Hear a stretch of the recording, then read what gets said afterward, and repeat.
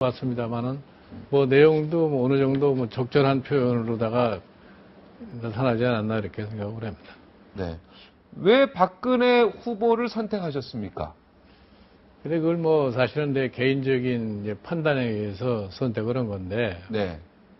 사실 제가 그 17대 국회 의원 생활하면서 과연 다음에 대한민국에 이끌어갈 대통령감이 과연 어떤 사람이 있을 수 있을 것인가 하는 저 나름대로의 생각을 많이 해봤어요. 네. 이제 그런 와중에서 이제 2007년에 경선들이 이루어지고 그래서 이제 후보자가 확정이 되고 이제 선거가 진행이 됐는데 그때 이렇게 제가 이 사람의 면모를 이렇게 보니까 과연 대통령 후보로서 그래도 정치적인 그 체험을 갖다 어느 정도 하고 그리고 이 앞으로 나라를 이끌어갈 수 있는 준비를 할 수 있는 사람이 어떤 사람인가 이걸 제가 저 나름대로 생각을 했어요. 준비를 할 사람이 어떤 사람? 네, 그래서 그 2007년 경선이 이루어지고 네. 그 다음에 이제 이 박근혜 당시에 그 경선 후보가 그 패자로서의 수락하는 연설을 이제 듣고서 그때 너무 멋있었어요. 예, 이분이 패자 인정할 때요. 이제는 네. 한국 정치인으로서는 굉장히 좀 특이한 그런 분이구나. 그리고 어떻게 보면은 그런 상황에서 당내에서는 이기고 여론조사 때문에 아슬아슬 예, 패하게 됐는데 그래도 그거를 극복하고 그냥 종전 같으면은 뭐 튀어나가서 따로 후보가 될 수도 있고 이제 그런 건데 네. 그럼으로써 이 정치인으로서의 자기의 그런 그 덕목을 갖다 쌓지 않았나 하는 이런 생각을 내 나름대로 했어요. 네. 큰 모습을 보였죠. 예. 그래서 제가 그 경선이 이루어진 다음에 물론 나하고 당 소속은 다르지만 내가 한번 만나야 되겠다는 생각을 해서 내가 한번 만나가 가지고서 뭐 이런저런 얘기를 하면서 이제 앞으로 5년이라는 긴 세월이 남았으니까 네. 그 세월 동안 착실하게 준비를 갖다가 해 나가면은 네.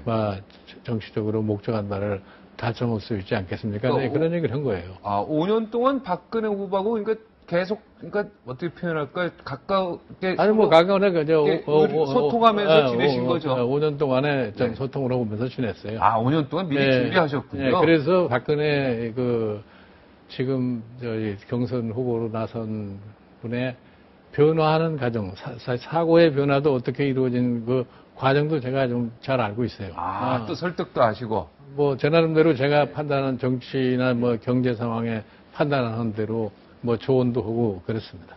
저는 비대위원 나오실 때 처음 갑자기 딱 나타나신 줄 알았는데 그게 아니라 5년 동안 계속 소통을 하고 계셨군요. 그렇죠. 그래서 저는 사실은 이분이 이제 대통령이 되려면은 여러 가지 난관을 갖다 돌파하고 나가야 되는데 실적으로 보면은 뭐 한 당시에 한나라당 내부에 뭐 친박이나 뭐 소위 친이 이렇게 논하될 때 보면은 뭐 대략 가서 한 3대 7의 이런 상황에서 열세에 있었던 거 아니겠어요? 네.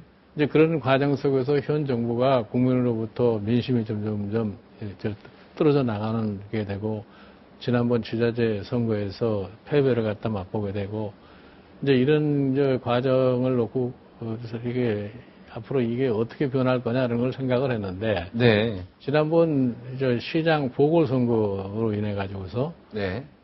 결국 가서 제도권 정당이 다 무너져 버리지 않았어요? 네. 뭐 10월 박원순 3일 후보가 됐죠. 박원순 네, 무소속 변호사한테 뭐 야당의 후보 단일화해서 박원순 씨한테 치고 한나라당도 10월 26일 날 그냥 박원순 후보한테 밀린 거 아닙니까? 네. 근데 그런 과정에서 보면 제도권이 그동안에 무엇을 그렇게 잘못했기에 어느 날 갑자기 나타난 무소속 후보한테 이렇게 다 완패를 당하느냐. 그러니까 이제 정당들이 국민들로부터 어떠한 지지를 다시 획득하려고 할 것 같으면은 새롭게 태어나지 않으면 될 수가 없을 거라고는 제가 판단을 했어요. 네. 그래서 사실은 제가 박근혜 지금 전 비대위원장한테 앞으로 이 총선에서 한나라당이 그래도 승리를 하고 대선 가도를 갈라할 것 같으면 네. 당 지도 체제가 변화하고 당신이 비상대책위원회라도 만들어서 당신 책임하에서 총선을 이루지 않을 것 같으면 그것이 불가능할 것이라는 그런 얘기를 했었어요. 아, 그러니까 네. 비상대책위를 만들려는 이 얘기도 우리 김종인 위원장의 다 머릿속에 있었군요. 이미 네, 벌써 네, 예언을 하고 계셨군요. 쭉. 그렇게 했었는데 선뜻 그걸 받아들이지를 못하더라고요. 네. 근데 우연히 작년 12월 15일 날 한나라당 자체에서 어쩔 수 없이 의원총회에서 당을 구하기 위해서는 비상대책위원회를 만들 수밖에 없고 위원장을 네. 맡아서 해라. 네. 이제 그날 바로 나한테 전화를 갖다 하면서 이 비상대책위가 됐으니 나라를 위해서 와서 좀 도와달라. 그러니까 제가 뭐 그걸 갖다 이게 다른 답을 할 수가 없어요. 그래서 내가 도와주겠다고 하고서 그러니까요. 비상대책위에 참여한 겁니다. 위원장께서 그 비상대책위를 하는 게 좋을 것이다 그러는데 자연스럽게 당의 움직임이 비상대책이 만들어지는데 도와달라고 그러는데 꼼짝없이 할 수밖에 없네요. 그렇게 됐습니다. 예. 이렇게 예언이 적중하는데요. 계속 적중하셨는데 대통령이 박근혜 후보가 될 것 같습니까? 대통령 될 것 같습니까? 제가 보기에 그런 내가 확신을 가졌기 때문에 내가 지금 확실히 됐습니까? 뭐 선대위원장이라고는 직책을 맡았다고 뭐 존재를 할 수밖에 없죠. 뭐 이재호 정몽준 후보에 대해서도 뭐 조언을 하신 적이 없으십니까? 그분들을 저는 어떻게 해라, 포용해라 뭐 이런 얘기 안 했어요. 저는 그분들하고는 별로 이렇게 접촉을 갖다가 한 적이 없습니다. 그러니까 박근혜 후보에게 예. 저분들에 대해서는 어떻게 포용을 하십시오, 아니면은 가만히 있으십시오, 뭐 이런 얘기를 안 했습니까? 그런 얘기는 전혀 한 적이 없습니다. 그거에 관련돼서는요. 네. 예. 지금 이한구 원내대표랑 예. 경제민주화 가지고요. 예. 계속 신문지상에서 이렇게 서로 한마디씩 하는데 이렇게 국민들 볼 때는 같은 당내에서 모양새가 너무 안 좋습니다. 그러니까 캠프의 좌장하고 원내대표하고. 그거는 그 논쟁을 했을 적에는 내가 캠프에 들어가 있기 전인 얘기인데. 네. 사실은 이 경제민주화라는 말 가지고 요새 말들이 너무 많아요. 예, 잘 모르는 사람이 많죠. 실질적으로 경제민주화가 뭐라고 하는 것에 대한 참뜻을 좀 곡해를 하는 분들이 너무 많아가지고서 이렇게 자꾸 말이 많은 것 같은데. 네. 실은 저희가 1987년 헌법을 개정을 할 적에 왜 경제민주화 저항이라는 것을 그때도 저항이 엄청나게 많았습니다. 네. 심지어 당시에 대통령께서도 그걸 갖다가 하지 말라고까지들 그렇게 얘기를 하셨었는데 왜 넣냐면은 잘 아시다시피 우리나라의 경제 압축 성장의 과정을 보실 것 같으면은 우리나라가 뭐 흔히들 얘기해서 요새 뭐 시장주의 어쩌고저쩌고 얘기하지만 한국 경제는 시장주의에 의해서 발전된 경제가 아닙니다. 즉 우리가 이 시장 경제를 원칙으로 했다고 하지만 우리가 민간의 재산의 소유권 이 소비의 자유, 직업 선택의 자유 이런 측면에서 볼 것 같으면 시장 경제가 틀림이 없는데 빨리 성장하다 보니까 자원 배분을 갖다가 정부가 인위적으로 해서 압축 성장하는 과정에서 일부러 대기업을 키운 거란 말이에요. 거의 독과점 형태로다가 기업을 키워봤다는 얘기예요. 그런데 이제 그런 과정 속에서 처음에는 뭐 정치하시는 분들이 그런 거에 대한 인식이 잘 없는데 경제가 커지고 경제 세력이 커지면 그 사람들이 경제에만 국한한 영향력을 갖는 것이 아니라 사회 전반에 대한 영향력을 갖게 돼 버렸어요.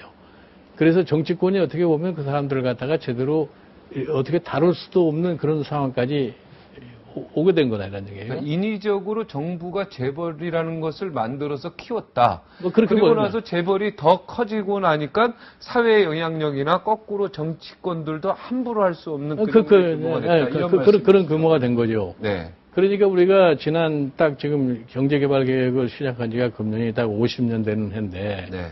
25년 동안 우리가 압축 성장을 했단 말이에요. 압축 성장하는 과정 속에서 여러 가지 모순된 경제사회 구조가 이루어졌어요. 네.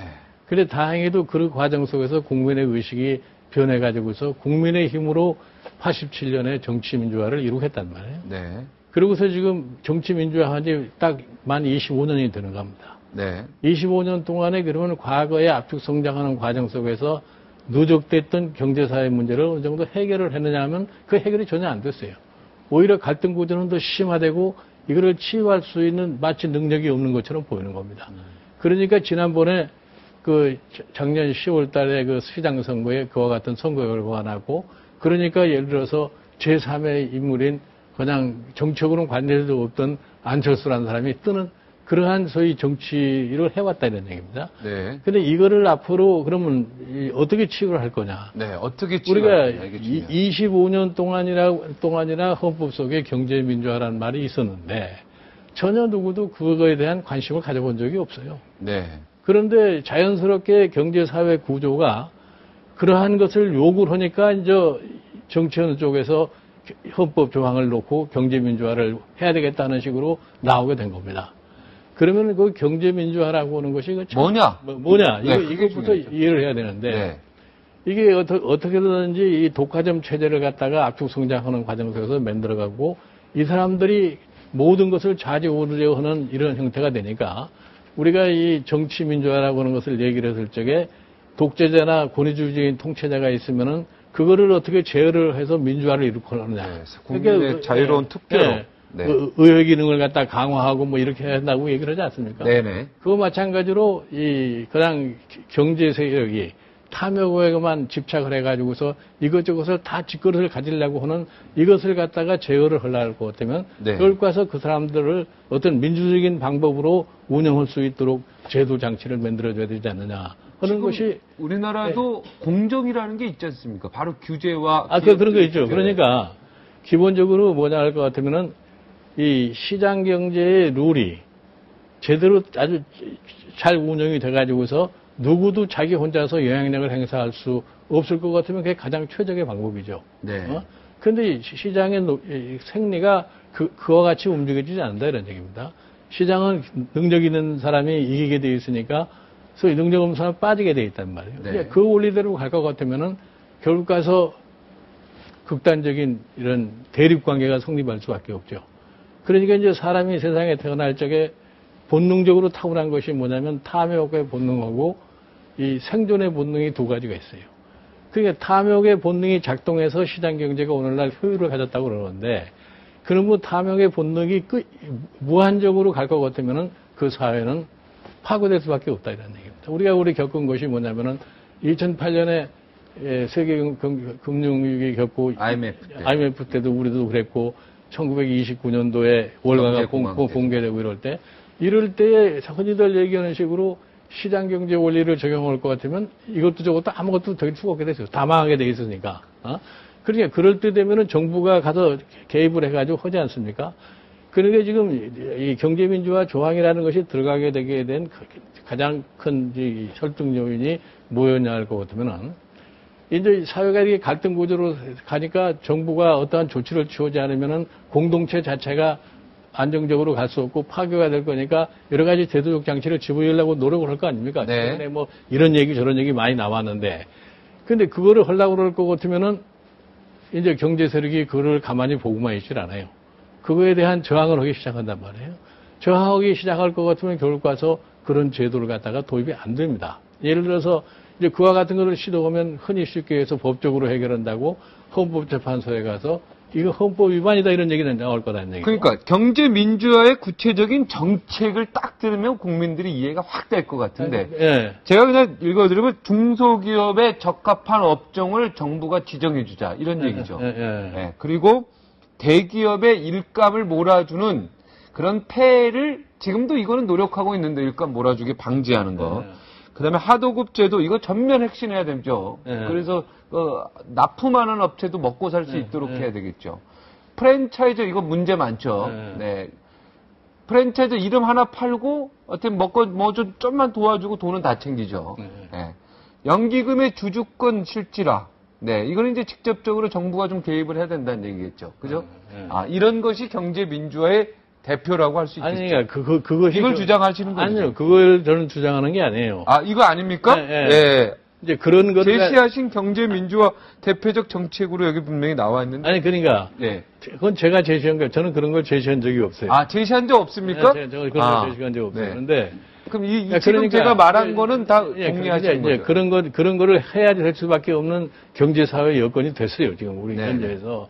그런데 그런 거를 갖다가 이제 굉장히 강도 높게 제도화를 하려고 그러면 어떤 소리가 나냐면 시장 원리에 위반이 되기 때문에 위헌 소송을 갈 수 있다 이런 얘기입니다. 네, 이 모든 것들이. 네, 위헌 소송으로. 이게 그러니까 경제 민주화의 내용은 맞죠? 네, 내용 이게 경제 민주화는 내용을 갖다가 이렇게 잡다한 규제를 갖다가 경제 민주화라고 내용이라고 그러면 저는 그건 난 좀 서운하고. 네. 아니 서운한 게 아니라 잘못된 맞지 않다고 생각을 하는데. 그럼 경제 민주화의 좀 구체적인 정책, 우리 위원장이 생각하는, 제가 지금 이거 말한 거는 위원장님이 얘기한 게 아니라니까 좀 일반적으로 국민이 쉽게 이론적으로 얘기하기보다는 그러니까 의사결정 과정을 갖다가 민주화하자는 것이 의사결정 과정 경제 민주화의 원래 본 뜻입니다. 그게. 그러니까 기업도 의사결정 자체를 민주화해야 된다 이거군요. 그렇죠.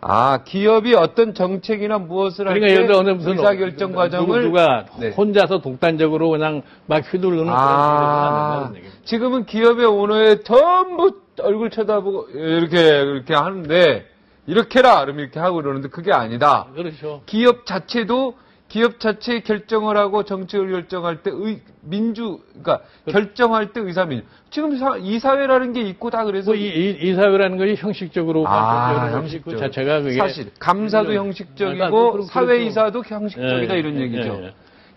형태는 갖춰 있지만 형태는 갖춰 있지만 실질적으로 지금 실질적으로 운영이 안 되죠.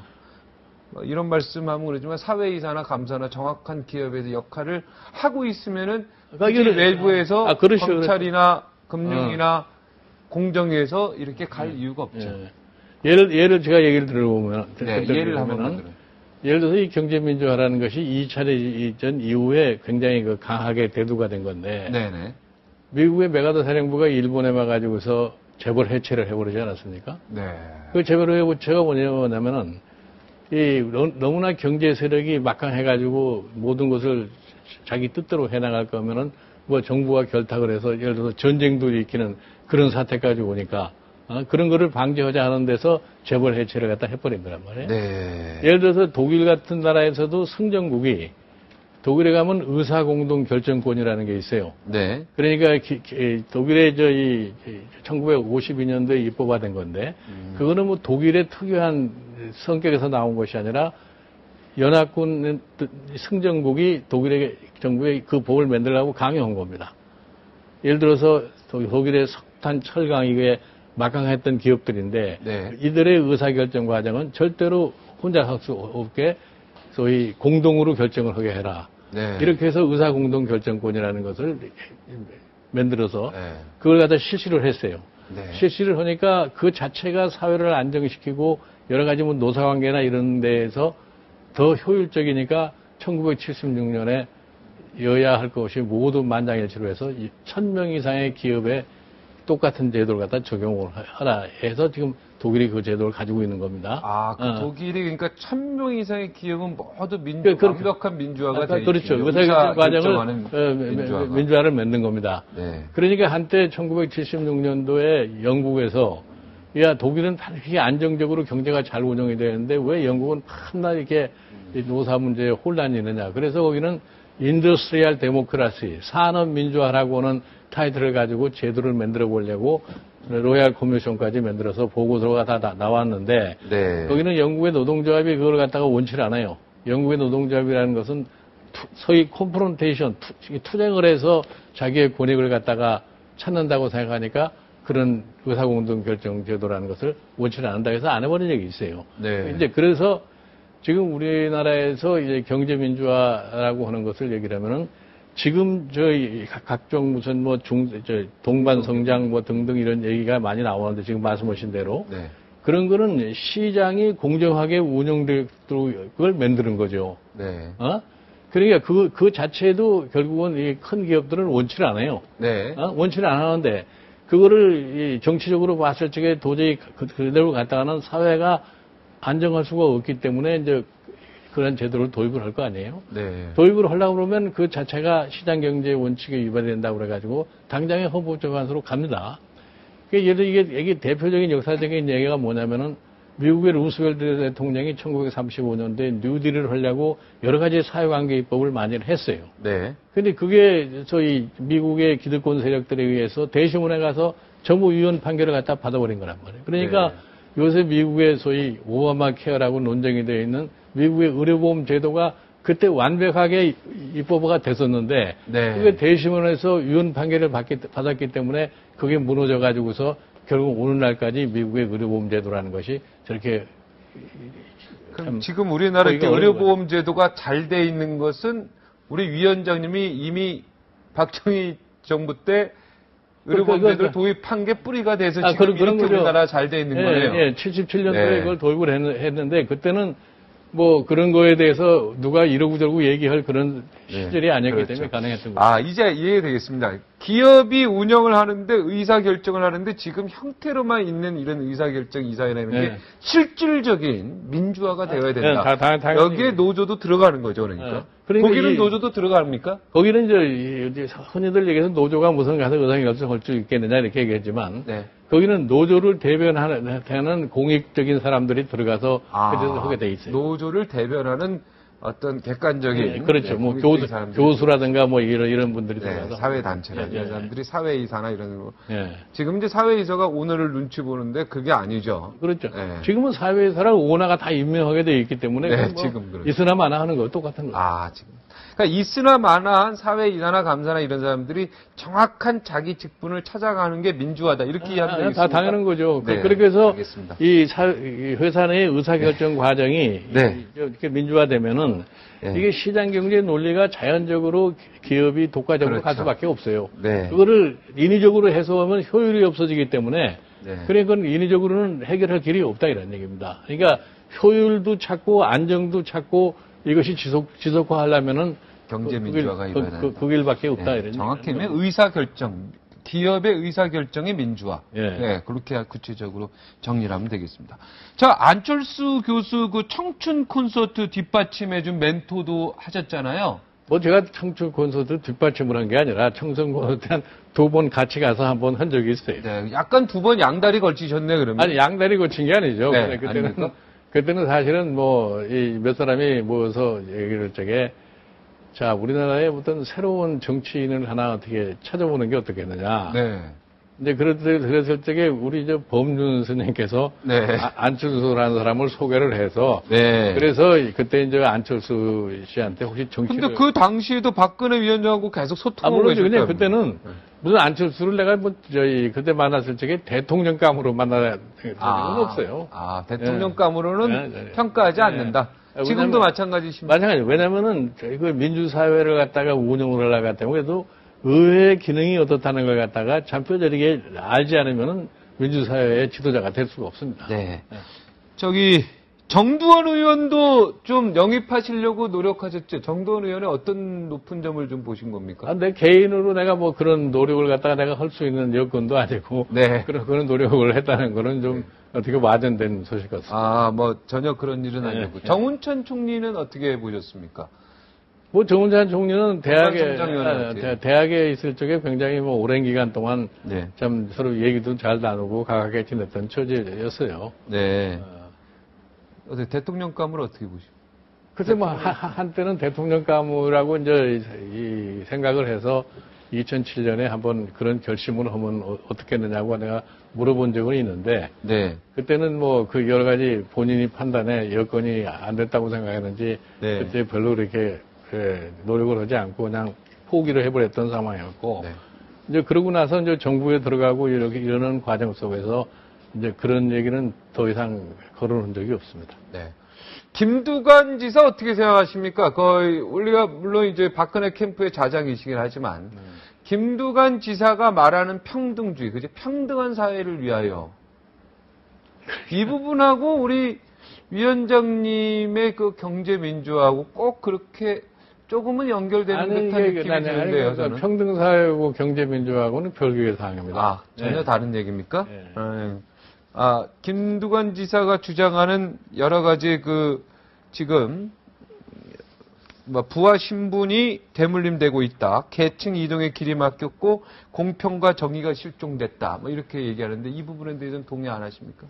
그러니까 지금 사실은 뭐 여론조사를 해보면 잘 표현이 되고 있습니다만은 우리나라에 지금 뭐 상당수의 젊은 세대들이 희망이 별로 없는 것처럼 이렇게 느끼고 있어요. 이제 그러면 사실 대한민국이 오늘날 이 정도까지 발전하는 데는 국민의 그 역동성의 바탕에 의해서 오늘까지 이렇게 발전이 되어 왔는데 그 역동성이 점점 식어가지 않느냐 하는 이런 우려가 드는 거예요. 네. 그러니까 그 사람들이 좀 다시 한번 활력을 갖고 일어날 수 있는 이러한 계기를 갖다가 만들어주는 것이 다음 대통령의 소임이 아닌가 이렇게 생각합니다. 네.